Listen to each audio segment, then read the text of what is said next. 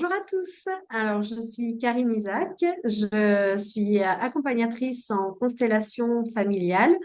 Je constelle en ligne parce que je vis au Népal. Donc, à part si vous avez le désir de venir au Népal et de faire d'une pierre deux coups, bah, vous pouvez me contacter. Et aujourd'hui, je suis accompagnée par celle qui m'a formée, qui a une super école de constellation familiale et qui est maintenant ma collègue, Valérie Liégeois. Bonjour à tous et bonjour Karine. Bonjour. Alors, aujourd'hui, on a... Oui, De quoi va-t-on parler aujourd'hui? de quoi on va parler? Ah, d'un sujet qui intéresse beaucoup de monde. On va parler d'argent. Ouh, c'est tout un programme ça. C'est un vaste programme et voir en quoi... bon, l'argent, c'est important pour tout le monde, mais parfois, on a du mal à y accéder. Mais On a du pourquoi? mal parce que, bon, déjà, on a nos propres blessures, mais aussi, on a des blessures transgénérationnelles qu'on porte bien malgré nous. Et donc, aujourd'hui, on va essayer de démêler ou de donner des pistes euh,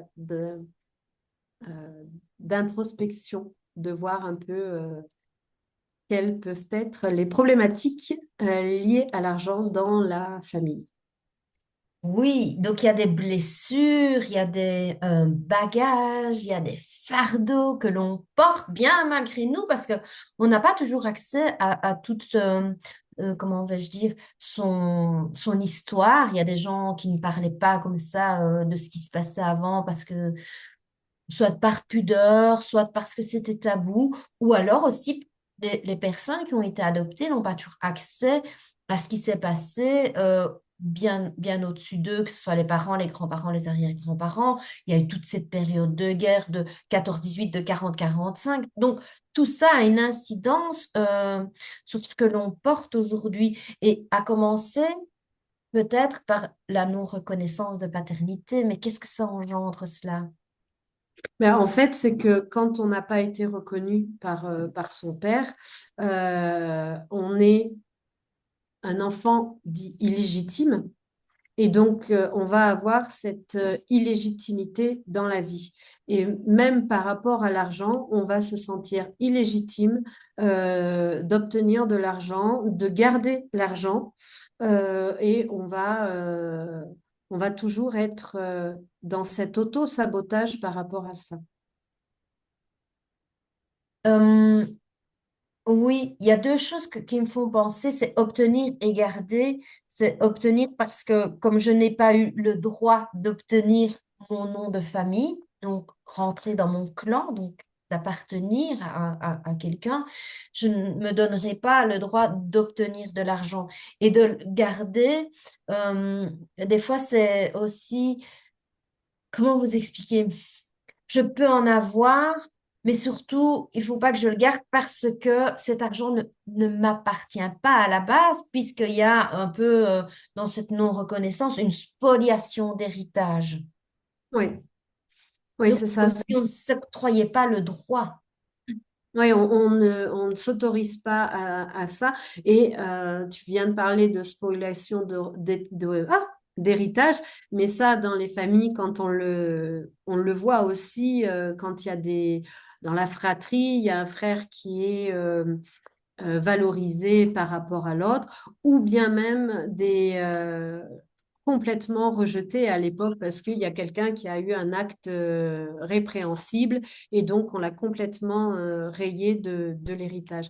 Et cette spoliation-là, eh bien, elle transpire dans les générations qui viennent après et tu peux avoir cette mémoire qui ne t'appartient pas en fait et donc du coup ne pas te sentir être en droit de recevoir l'argent. Oui, et ça me fait penser aussi que, par exemple, si tu voulais monter ta société ou un projet, ça pourrait être aussi en échec, ça pourrait aussi amener des faillites parce que je ne me sens pas légitime ou parce que s'il y avait une faillite avant, je ne vais pas réussir là où l'autre a échoué. Oui. Oui, ça, on le voit des fois en constellation où la problématique, c'est que ben, il y a l'argent ou monter un projet, l'issue automatique sera l'échec, parce que c'est ce qui a été engrammé dans les mémoires de la famille. Et donc, on a toujours peur et on va pas se lancer dans le projet parce que cette notion de monter un projet, ça va nous réveiller cette blessure de attention, projet, ça veut dire faillite, ça veut dire échec. Et donc, on va pas aller, enfin, on va encore une fois, on va porter ça et du coup, ben, il y a de fortes chances que le projet, effectivement, ne réussisse pas. Oui, donc comme tu l'as dit, hein, faillite, problème, donc danger, il y a danger. Et donc, ou on n'arrive pas à monter son projet, ou alors il est amené à l'échec.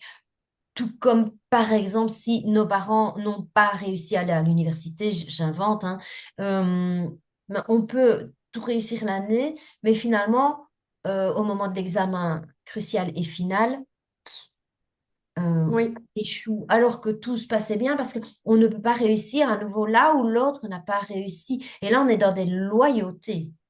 Mm.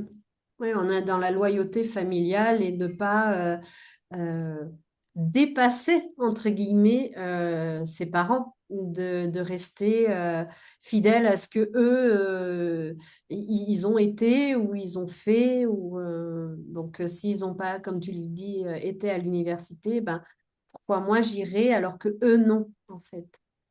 Oui, c'est ça, on ne veut pas faire de la peine, alors que finalement, les parents, la seule chose qu'ils veulent, c'est que les enfants réussissent peut-être là où ils n'ont pas su ou dépasser leurs difficultés.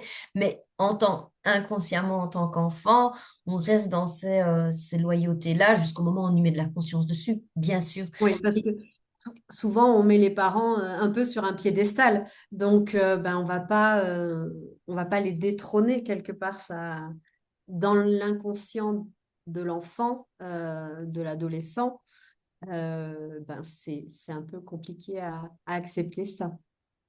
Il y a une autre chose qui me vient aussi, c'est cet argent avec lequel je vais construire mon projet, ma société, enfin peu importe, ma ferme, si on a envie d'être dans la terre.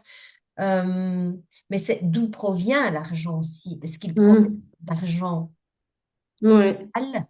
Et il y a différents salles et salles et salles. Hein. Salles, je mets vraiment entre guillemets, mais ça peut venir de vol, ça peut venir de spoliation, ça peut venir de prostitution. Donc voilà, je vais te laisser un petit peu développer ces différents pans de ce qu'on appelle de l'argent sale.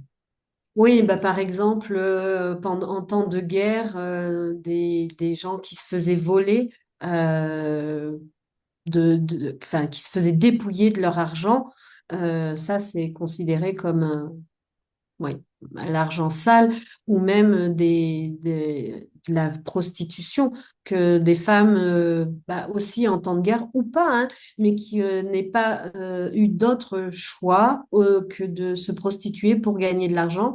Et ça, elles peuvent des fois avoir engranger une mémoire de se dire bah, je fais ça mais c'est pas super, c'est sale et donc on a cette mémoire qui revient de l'argent sale comme tu disais.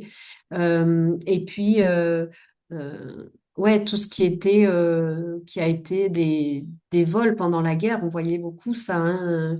Ils rentraient dans la maison, ils prenaient tout ce qu'il y avait à prendre et les personnes se retrouvaient sans rien.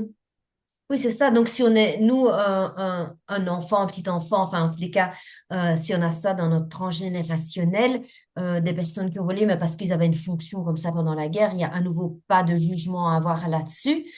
Mais on peut se dire, pour réparer ce que mon ancêtre a fait, moi, je vais être dans des difficultés financières. C'est toujours des situations inconscientes, mais c'est dans le but de réparer, alors qu'il n'y a rien à réparer, parce que ça ne nous appartient pas. Et c'est à nouveau voir ce qui s'est passé, honorer le destin de la personne, lui rendre sa responsabilité là-dedans et ce qu'on porte.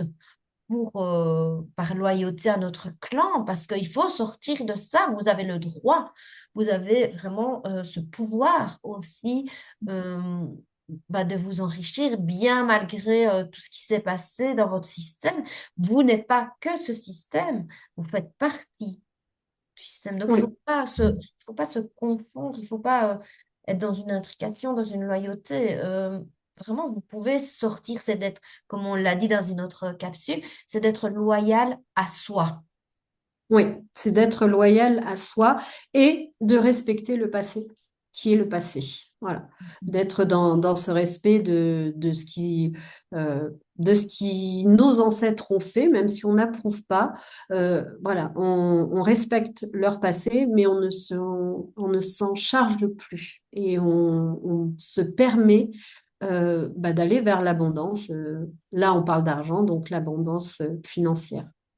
Oui, et ça me fait penser aussi aux vœux. Par exemple, si dans notre système, souvent on retrouve ça, hein, on retrouve un peu des mémoires d'abus, machin, machin, mais au niveau de l'argent, s'il y a quelqu'un qui a volé, on peut retrouver quelqu'un qui est dans les ors, dans les prêtrises, dans ce genre de choses, pour compenser. C'est toujours une histoire d'équilibre, hein. Il y a des vols, alors on fait un sacrifice.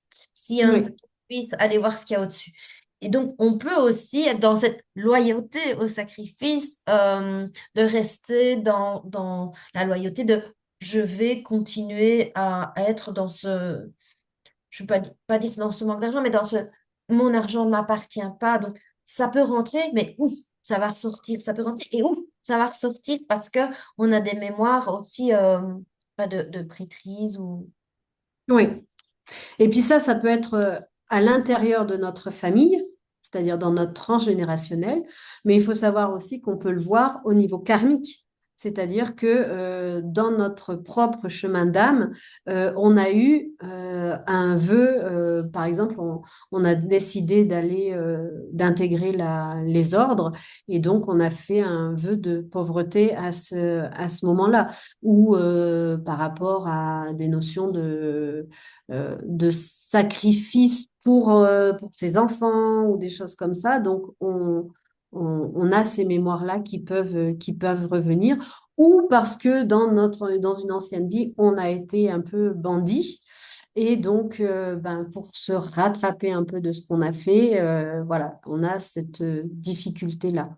Donc, ça peut être ou au niveau karmique ou au niveau transgénérationnel aussi. Oui, oui, parce que le karmique est bon, pas hyper présent dans les constellations, mais c'est aussi quelque chose que l'on peut voir. C'est, par exemple, j'ai tellement volé dans mon ancienne vie que dans cette nouvelle incarnation, je me suis fait la promesse de répartir les biens correctement ou ben, peut-être d'être dans un vœu de pauvreté pour essayer de rééquilibrer. Donc, du coup, on rame, on rame, on rame. Donc, c'est aller se voir dans cette ancienne vie, se reconnaître. C'était moi dans cette autre vie, mais aujourd'hui, je défais ce vœu que je me suis fait de moi à moi parce qu'on a aussi le droit. Il y a toujours, euh, comment je veux dire, allez, le destin, mais il y a les destinées qui peuvent changer. Donc, c'est-à-dire qu'on a le droit d'aller à droite, à gauche, au milieu.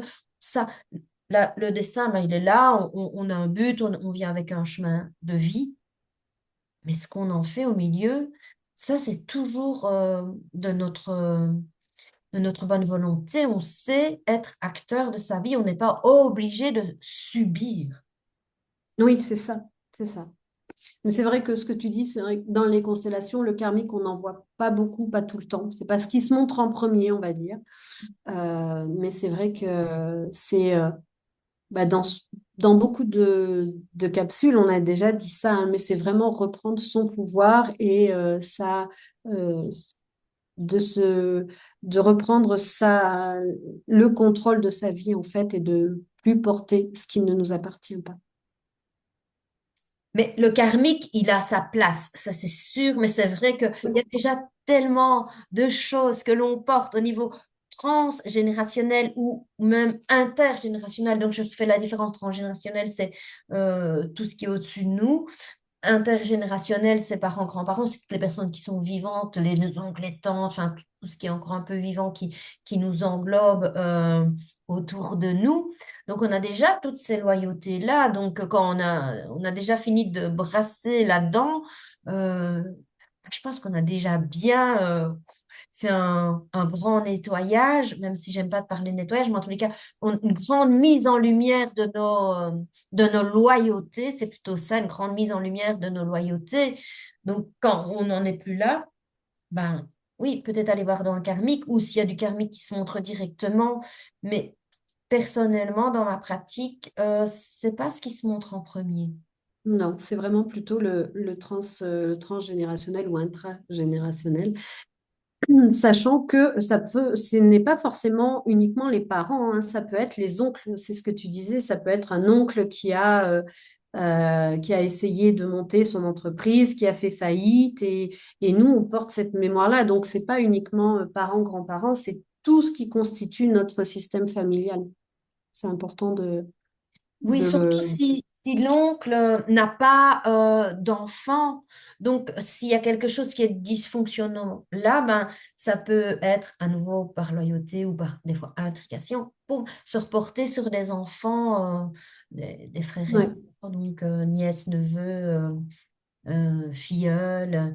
Voilà, parce que c'est intéressant aussi. Bon, là, on est plus dans le transgénérationnel, mais d'aller voir, bah tiens, est-ce que cette date d'échec correspond à la date de naissance de cet oncle ou la date de mort de cet oncle ou la date de quand lui a échoué? C'est super intéressant. Moi, j'adore voilà, tout ce qui est psychogénéalogie, mais la psychogénéalogie fait partie aussi hein, de notre, allez, de notre bagage, de notre outil des constellations parce que on travaille là-dedans, hein. ouais. Oui, oui, bon, on est en plein dedans, hein. Tout est lié en fait. Hmm. Tout est lié. Comme les prénoms. Est-ce Ouais. que vous avez plusieurs prénoms? Est-ce que vous avez le prénom de la grand-mère? Souvent, c'est le prénom de la grand-mère, le prénom du grand-père, ou on reprend le prénom du papa. Mais c'est souvent qu'il y a quelque chose qui est inachevé dans notre clan familial. Et donc, bah, c'est un prénom des gisants qu'on appelle ça. Le prénom gisant, c'est, ouais, on vient avec notre incarnation, mais on vient aussi avec un petit peu cette mémoire qui n'est pas clôturée, pas terminée.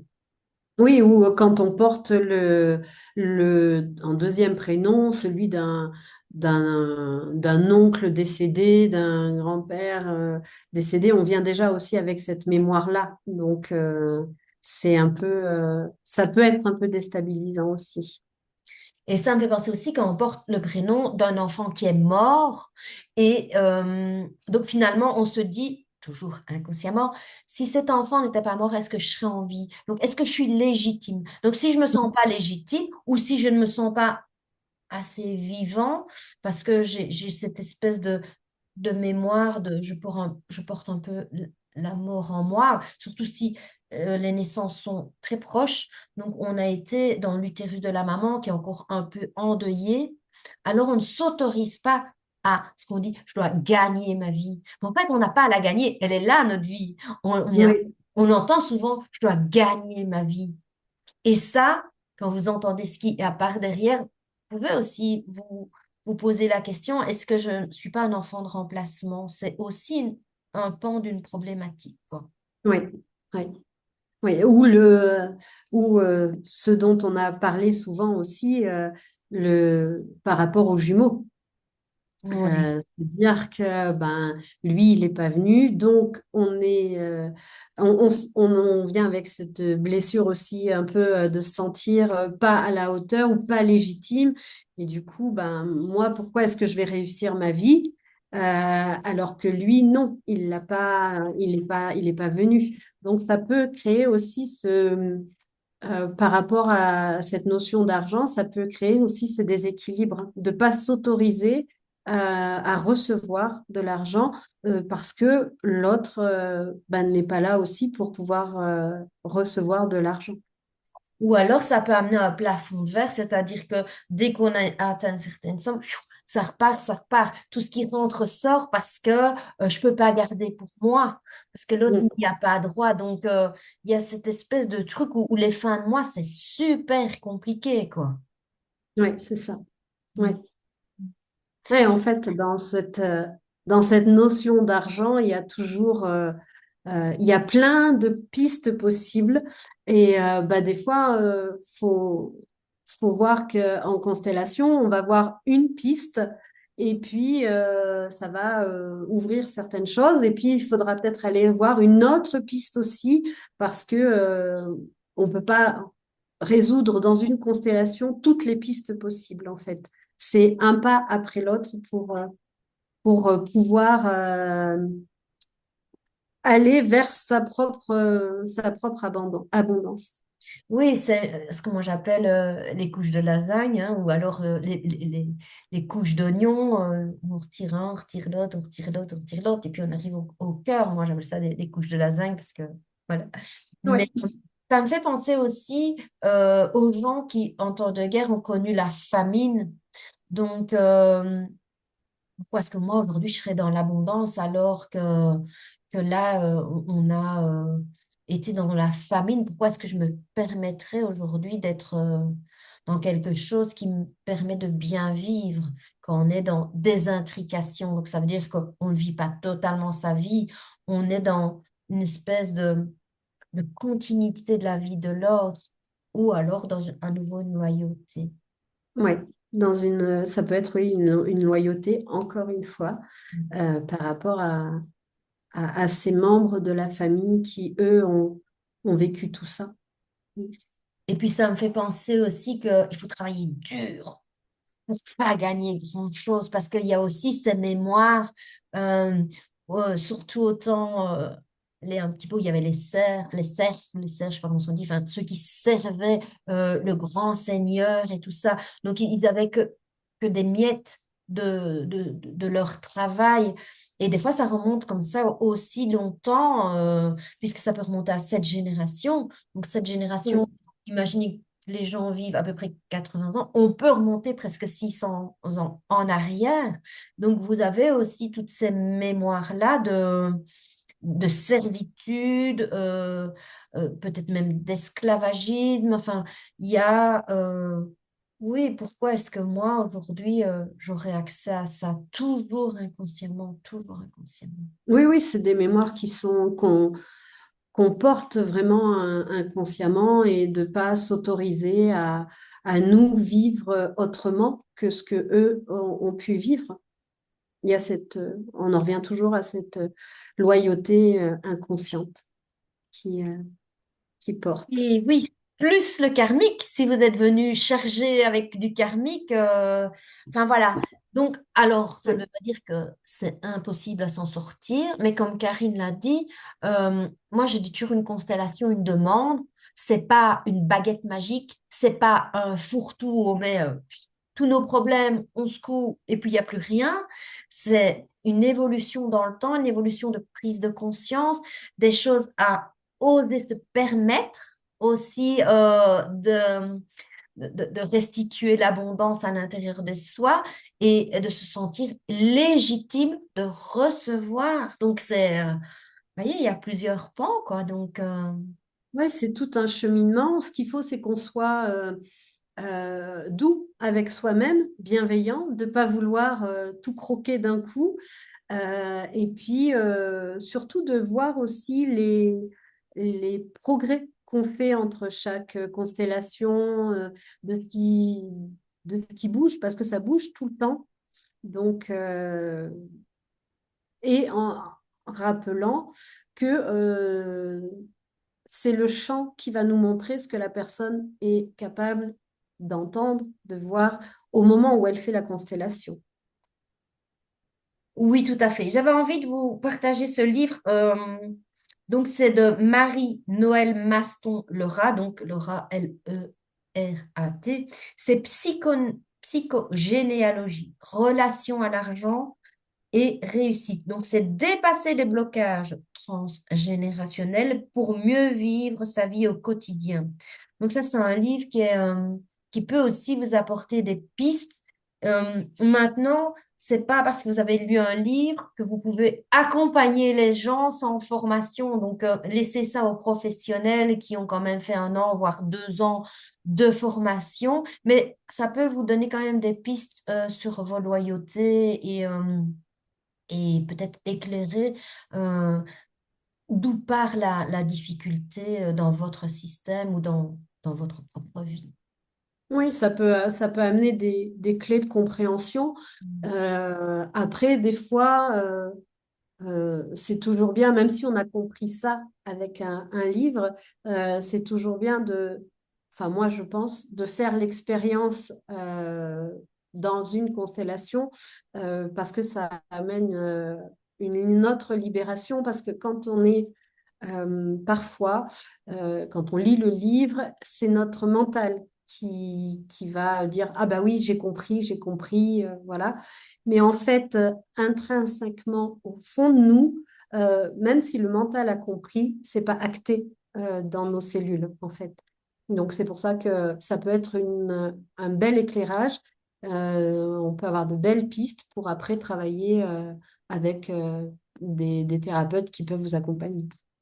Voilà, parce que c'est comme Karine vous le dit, vous, intellectuellement, ben, c'est acté, mais alors la constellation permet de ressentir dans les cellules et le fait que vous parliez, vous disiez des phrases réparatrices aussi, votre cerveau, ben, il est sécurisé parce qu'il se dit, ah, si elle le dit, c'est que c'est vrai.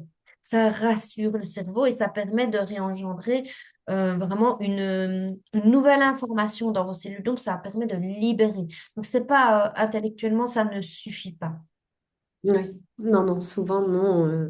Enfin, moi, j'en ai fait l'expérience, donc c'est vrai que je peux en témoigner qu'en lisant un livre, on a l'impression on a tout compris. Et en fait, ben non, parce que dans la vie nous rattrape et nous met encore à l'épreuve.